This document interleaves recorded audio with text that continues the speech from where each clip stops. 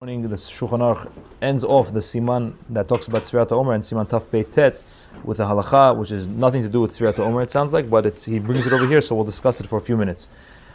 The Shulchan Aruch talks about the Isur of Chadash. The Torah tells us in coming up, I believe in Parshat Emor, if I remember correctly, that Torah says that the grains that a person consumes in any form, whether he makes bread out of it or crackers out of it or anything, or eats it even raw, all the grains, the 5 grains, they need to be if it's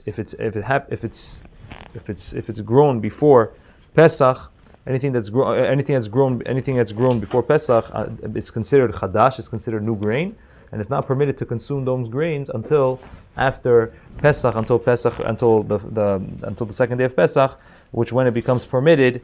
And it becomes considered Yashan in halacha. So everything that grew before Pesach, now after Pesach, we just passed Pesach, everything is considered Yashan. Everything in the that we have in the stores, everything that we have, all the grain that we have available is obviously before that nothing grew from after Pesach till now in a very short span. It takes time to grow and everything. So everything that we have in the stores is now considered Yashan. But Chadash is a sort to eat. The Torah tells us it's a Torah obligation to keep Yashan. As people call it, right? So the Shulchan Aruch Paskins, some people, it's a discussion if it's in Chutz La'aretz, in Israel, but the Shulchan Aruch is very clear. We'll read it together. Asur in Sif Yod, Asur le'echol chadash af b'zman hazeh, ben lechem, ben kali, ben karmel. It doesn't make a difference if it's made into bread or it's roasted or any type of other form. Ad chilat lel yud chet ben Nisan, until the beginning of the night of the 18th of Nisan, which is a few days into Pesach. Second night, well, even the third night, because we're machmir for one more night because of the binyan Beit Hamikdash. Uberetz Yisrael ad chilat lel yud zayin. In Eretz Yisrael, it's until the beginning of the night of the 17th, and Chutz La'aretz on the night of the 18th. Anyways, after Pesach, everything becomes permitted.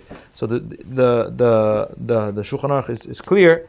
He doesn't differentiate between Chutz La'aretz and Eretz Yisrael. And if you weren't sure in your day when he brings this halacha, he writes clearly bein ba'aretz, bein b'chutz la'aretz. Whether it's in Israel, whether in America, a person has to keep Yashan, and he has to make sure he's purchasing grains that are considered Yashan. How do I know if it's Kemach Yashan or not? So a lot of the hashkachot, it says OU. It doesn't say if it's Kemach Yashan or not on the wheat product. So a person has to do his homework and look if it's and there's websites and lists and stuff like that a person can get and look and make sure what you're consuming is Yashan.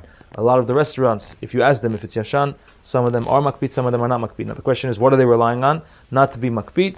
So there's a svek sveka that the Rama brings down.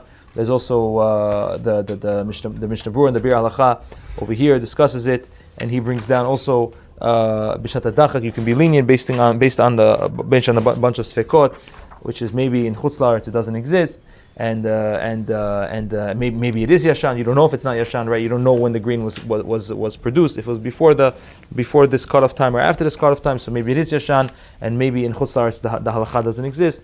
And the Mishnah Berurah goes at great lengths over here in the Bir Halacha, trying to matzdik the minhag to be lenient, but at the end of the day, he says it's very good to be machmir, and all the poskim, whether a person b'shat hadacha can rely on it is a separate discussion in itself, not a discussion of a 2-minute halacha, but it's definitely something that's very, very important, and something that a person should try to be as makpid as he can on it, because it is a chashash d'oraita. At the end of the day, all the tzirufim and all the svekot, it's at the end of the day, it is you're playing with the d'oraita, and not playing with the d'rabanan, or and not d'rabanan is not important, but d'oraita obviously is more important, and we have to try our best. Now it's much easier, Baruch Hashem, for the next few months we don't have the issue, but it's just a reminder that the person should try to be mitchazek to keep this halacha and to try to only purchase flour and wheat products and 5 grain products that are Kemach Yashan. It's a very, very important halacha that we should all be B'ezrat Hashem, be zochet to be mekayem, and B'ezrat Hashem, b'chavot.